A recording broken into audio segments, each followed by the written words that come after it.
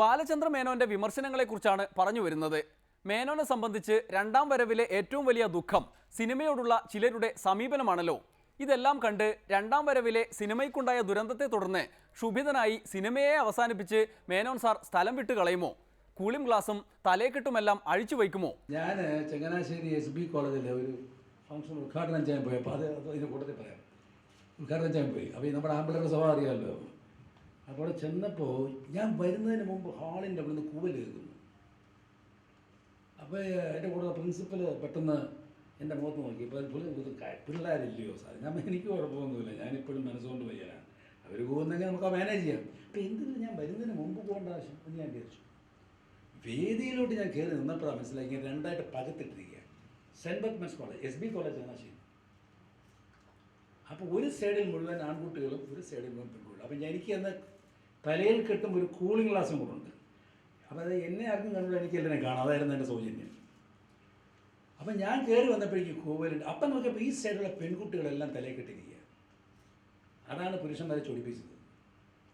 അപ്പം ഞാൻ കയറി വന്ന് പ്രസംഗിക്കാൻ വന്നപ്പോൾ സമ്മതിക്കൽ പ്രസംഗിക്കാൻ. ആ കൂവലെന്ന് വെച്ചാൽ ശരിയായ കൂവലൊക്കെ എനിക്ക് വന്ന് ഇപ്പോൾ അത്രയും ബലത്തിലാണ് പോകാൻ പറ്റുന്നത്. അരിയുടെ ക്വാളിറ്റി പോയി.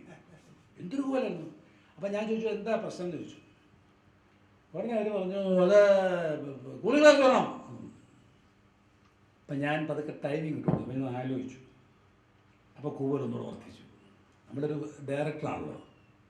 അല്പസമയം കൂടെ ഞാൻ പതുക്കെ ഇവനെ എടുത്തെന്ന് വെച്ചു. ഞാൻ പറഞ്ഞു ഞാൻ പറഞ്ഞു ഞാനൊരു സിനിമാ സംവിധായകനാണ്. നിങ്ങൾക്ക് ഇഷ്ടമുള്ളത് ചെയ്തെങ്കിൽ മാത്രമേ എനിക്ക് നിലനിൽപ്പുള്ളൂ. എനിക്ക് പ്രത്യേകിച്ച് അത്യാവശ്യമുള്ള സാധനമല്ല ഈ കൂളിംഗ് ഗ്ലാസ്. നിങ്ങൾ ഊരി വയ്ക്കണമെന്ന് പറഞ്ഞു. ഞാൻ ഊരി വെച്ചിരിക്കുന്നു.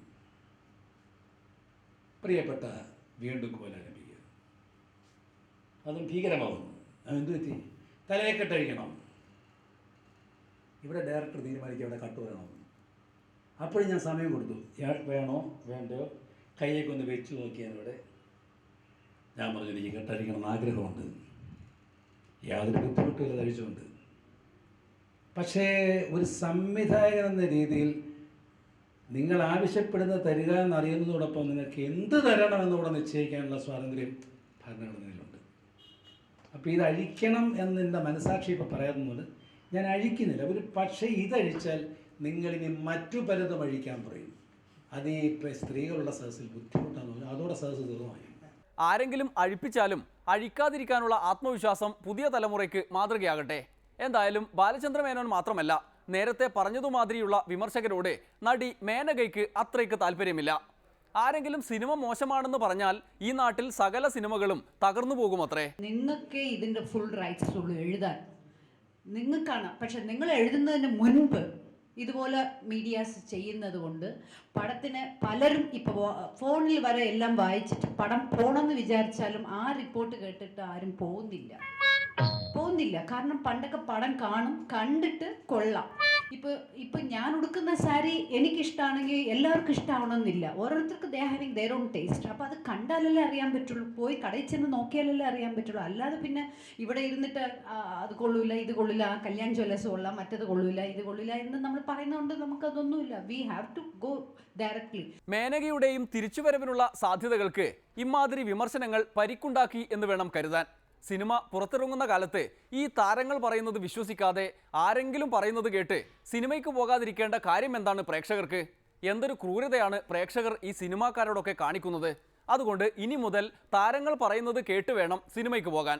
ഇതാ കലാഭവൻ ഷാജോൺ പറയുന്നത് പോലുള്ള കാര്യങ്ങൾ പ്രത്യേകം ശ്രദ്ധിക്കണം. ഇത് സിനിമ റിലീസ് ചെയ്യുമ്പോഴും പ്രൊമോഷന് വേണ്ടിയിട്ട് ക്യാമറയുടെ മുന്നിൽ നിന്ന് പറയാറുണ്ട് ഇത് വളരെ വ്യത്യസ്തതയുള്ള സിനിമയാണ്, ഇതുവരെ കാണാത്ത രീതിയിലുള്ള സിനിമയാണ്.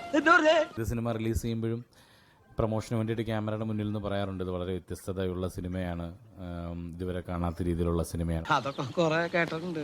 ഈ സിനിമയെക്കുറിച്ച് പറയുമ്പോൾ 100% മനസ്സിൽ തട്ടി തന്നെ പറയാൻ കഴിയും ഇതൊരു വ്യത്യസ്തത അവകാശപ്പെടാൻ കഴിയുന്ന ഒരു സിനിമയാണ്. പ്രത്യേകിച്ച് ഇതിൻ്റെ ഒരു ക്ലൈമാക്സ് പോർഷനിലോട്ടൊക്കെ വരുമ്പോഴും അത് സിനിമ കണ്ടവർക്ക് മനസ്സിലാവും. പക്ഷെ കാണാത്തവർക്ക് അതിനെപ്പറ്റി ക്ലൈമാക്സ് നമുക്ക് പൊട്ടിക്കാൻ പറ്റാത്തതുകൊണ്ട് അതിനെക്കുറിച്ച് പറയുന്നില്ല.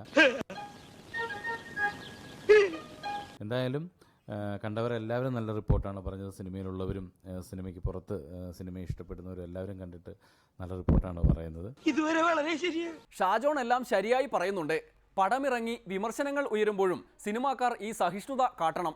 അതുകൊണ്ട് നിങ്ങൾ നിങ്ങളുടെ പണിയും വിമർശകർ അവരുടെ പണിയും നിർവഹിക്കട്ടെ. നല്ല സിനിമകൾ തഴച്ചു വളരട്ടെ. ഉറുമ്പുകൾ ഉണർന്നു തന്നെ ഇരിക്കട്ടെ. ഒരു ഇടവേള കൂടി, അത് കഴിഞ്ഞ് സ്ത്രീവിരുദ്ധ സ്വാമി. അല്പനേരം സ്വാമിജി ഏകാന്ത ധ്യാനത്തിലായിരിക്കും. നിങ്ങളിൽ പലരും വരുമോ ഇല്ലയോ എന്ന് സംശയിക്കുന്നുണ്ടാവും.